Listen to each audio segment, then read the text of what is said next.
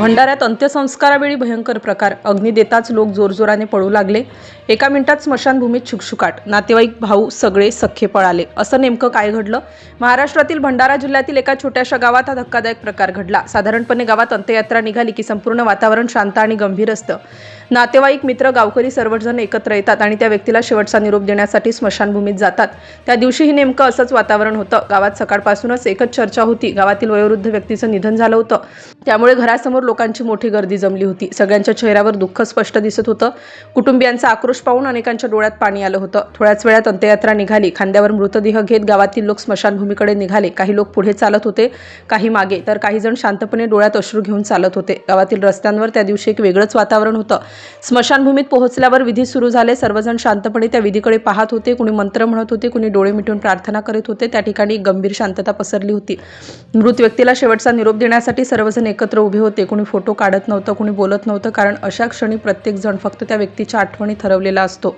थोड्याच वेळात शेवटचा विधी सुरू झाला. मृतदेह चितेवर ठेवण्यात आला. लाकूड व्यवस्थित रचण्यात आलं. सर्व विधी पूर्ण झाल्यानंतर अग्नी देण्याची वेळ जवळ आली होती. त्या क्षणी अनेकांच्या डोळ्यातून अश्रू वाहत होते, कारण हा शेवटचा निरोप असतो. एकदा अग्नी दिल्यानंतर त्या व्यक्तीला कायमचा निरोप द्यावा लागतो.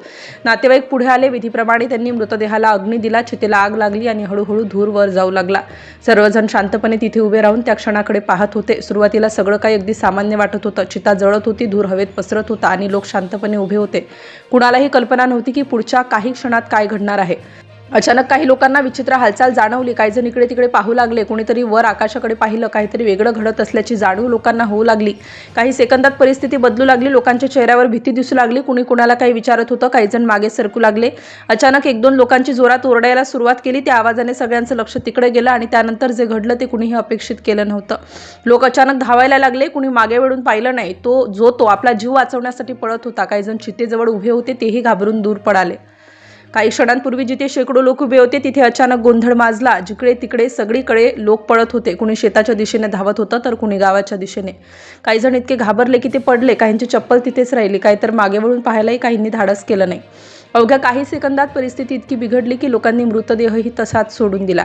चिता जळत होती आणि लोक जीवाच्या आकांताने पळत होते. स्मशानभूमीच्या आजूबाजूला धावपळ सुरू होती. कुणी झाडामागे लपलं, कुणी शेतात पळालं. काही जण तर थेट पाण्याच्या दिशेने धावू लागले. एका मिनिटाच्या आत जे दृश्य झालं ते पाहून कुणालाही विश्वास बसणार नाही. जिथे काही क्षणांपूर्वी गर्दी होती तिथे आता पूर्णतः शांतता पसरली. स्मशानभूमीत फक्त जळणारी चिता आणि पसरलेला धूर दिसत होता. बाकी सर्व लोक गायब झाले होते. अवघ्या एका मिनिटात तिथे शुकशुकाट झाला. या धावपळीत अनेक जण गंभीर जखमी झाले. काही जण पडले, काहींना धक्का बसला. लोकांनी स्वतःचा जीव वाचवण्यासाठी अक्षरशः पळ काढला. गावात काही वेळाने पुन्हा लोक एकत्र आले. प्रत्येकजण एकमेकांना विचारत होता की नेमकं काय घडलं होतं, कारण तो प्रसंग इतका अचानक घडला की कुणाला काहीच समजलं नाही.